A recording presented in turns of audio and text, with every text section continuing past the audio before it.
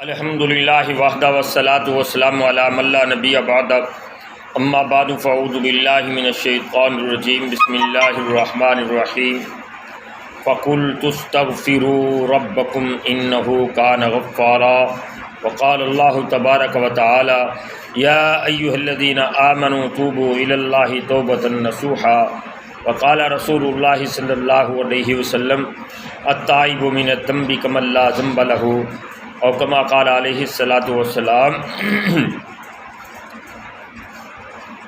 معزز محترم سامعین کرام، استغفار کا معنی ہے بخشش طلب کرنا، توبہ کا معنی ہے گناہوں کو چھوڑ کر کے اللہ تبارک و تعالیٰ کی طرف متوجہ ہونا۔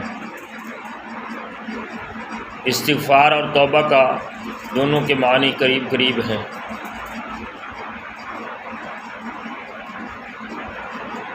اللہ تبارک و تعالیٰ نے سورہ تحریم میں کی اس آیت مبارکہ میں ارشاد فرمایا، اے ایمان والو اللہ کے حضور سچی توبہ کرو۔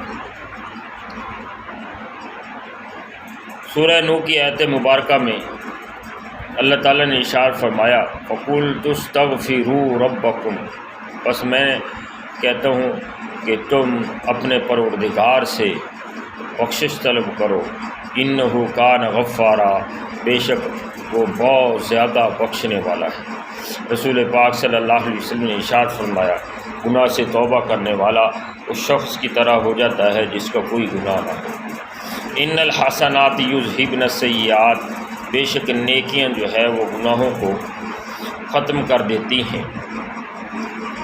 نیکیاں کرنے کی برکت سے گناہ دھل جاتے ہیں، گناہ اللہ تعالیٰ معاف کر دیتا ہے، اور بسا اوقات نیکیوں کی برکت سے اللہ تبارک و تعالیٰ گناہوں کو بھی نیکیوں میں تبدیل کر دیتا ہے۔ توبہ کی حقیقت، توبہ کی شرائط محققین نے 3 یا 4 شرطیں بیان فرمائی ہیں۔ بعض گناہ ایسے ہیں جن کے لیے 3 شرطیں درکار ہیں، اور بعض گناہ ایسے ہیں جن کے لیے 4 شرطیں درکار ہیں۔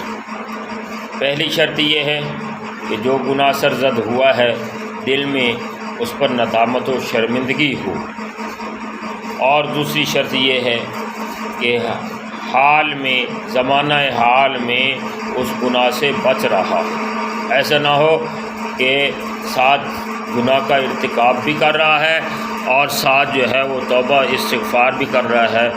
یہ توبہ استغفار کے ساتھ مذاق ہوگا، جیسے کوئی شرابی جو ہے وہ ہاتھ میں شراب کا گلاس بھی تھامے ہوئے ہے اور ساتھ کہہ رہا ہے استغفر اللہ۔ تیسری شرط یہ ہے کہ زمانہ مستقبل میں اس گناہ سے بچنے کا پختہ عزم اور ارادہ ہو۔ یہ 3 شرطیں پائی جائیں گی تو سچی توبہ ہوگی۔ جب سچی توبہ ہو جاتی ہے تو اللہ تبارک و تعالیٰ گناہوں کو معاف کر دیتا ہے۔ بعض حقوق اللہ ایسے ہیں اور حقوق العباد سارے کے سارے ایسے ہیں، جب تک ان کا ازالہ نہ کیا جائے تب تک جو ہے وہ سچی توبہ نہیں ہوتی۔ مثلا کسی نے نمازیں چھوڑی ہے، روزے چھوڑے ہیں، زکوٰۃ ادا نہیں کی کئی سالوں کی، تو اب ان گناہوں سے معافی کا طریقہ کار یہ ہے کہ پہلی 3 شرطیں بھی پائی جائیں اور ان گناہوں کا ازالہ بھی کیا جائے۔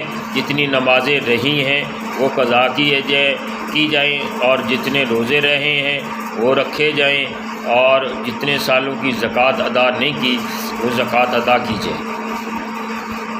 اور حقوق العباد، کسی کا مال دبایا ہے، کسی کی زمین دبائی ہے، کسی کو ستایا ہے، جب تک صاحب حق سے اس کا حق معاف نہ کرا لیا جائے یا ادا نہ کر دیا جائے تب تک اس سے معافی قانونی اعتبار سے نہیں ملے گی۔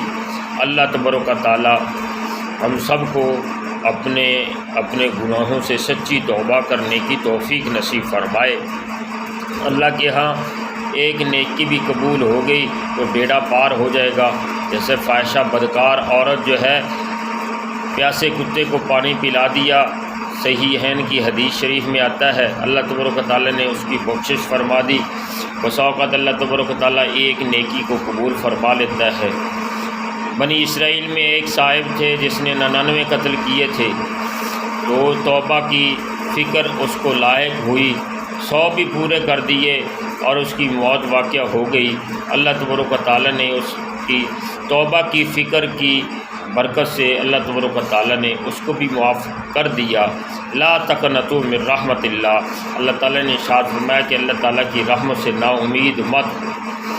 اللہ تبارک و تعالیٰ سچے دل کے ساتھ اللہ تبارک و تعالیٰ کی بارگاہ میں گناہوں کی بخشش طلب کی جائے تو اللہ تبارک و تعالیٰ معاف کر دیتا ہے۔ اور توبہ سچی کرنے کے بعد نبی پاک صلی اللہ علیہ وسلم کی حدیث مبارکہ کی روح سے انسان اس طرح ہو جاتا ہے جس کی کوئی گناہ نہ ہو، جس کا کوئی گناہ نہ ہو۔ اللہ تبارک و تعالیٰ سب مسلمانوں کو جرائم سے توبہ کرنے کی توفیق نصیب فرمائے۔ گناہوں کے اعتبار سے کسی کو آر دلانا، کسی کو شرمندگی دلانا، یہ جو ہے بڑی خطرناک بات ہے۔ کل بنی آدم خطاء خیر الخطائین التوابون، ہر بنی آدم جو ہے خطا کار ہے، کسی سے زیادہ گناہ ہوتے ہیں، کسی سے تھوڑے ہوتے ہیں، کسی کے چھپ جاتے ہیں، کسی کے چھپے رہتے ہیں۔ ہر بنی آدم سے غلطیاں کوتاہیاں ہوتی رہتی ہیں، کسی سے تھوڑی، کسی سے زیادہ۔ بہترین جو ہے خطا کار وہ ہیں جو اللہ کے حضور جو ہے وہ سچی توبہ کرتے ہیں۔ اور گناہوں کے مرتکب انسانوں کو دیکھ کر کے عبرت پکڑنی چاہیے اور ان کو دعوت و تبلیغ کرنی چاہیے، اچھے انداز سے دعوت و تبلیغ کی شرائط کا لحاظ رکھ کر کے کہ ان کی جو ہے ان کو آر دلانا اس سے لازم نہ آئے۔ اللہ تبارک و تعالیٰ ہمیں خود بھی اچھے کام کرنے کی اور برے کاموں سے بچنے کی اور دوسروں کو اچھے کاموں کی دعوت دینے کی اور برے کاموں سے روکنے کی توفیق نصیب فرمائے۔ وآخر دعوانا الحمدللہ رب العالمین۔